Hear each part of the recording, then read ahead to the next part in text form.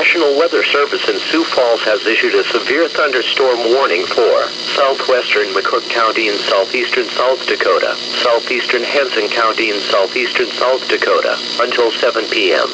At 6:25 p.m., a severe thunderstorm was located near Alexandria, or 18 miles southeast of Mitchell, moving east at 25 miles an hour.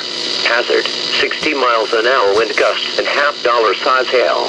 Source, radar indicated. Impact, hail damage to vehicles is expected. Expect wind damage to roofs, siding, and trees. This severe thunderstorm will be near Emory around 6:40 p.m. Bridgewater around 6:50 p.m. Prepare immediately for large hail and damaging winds. People outside should move to a shelter inside a strong building and away from windows. Repeating, a severe thunderstorm warning has been issued until 7 p.m. for the following counties in South Dakota, McCook, and Hanson.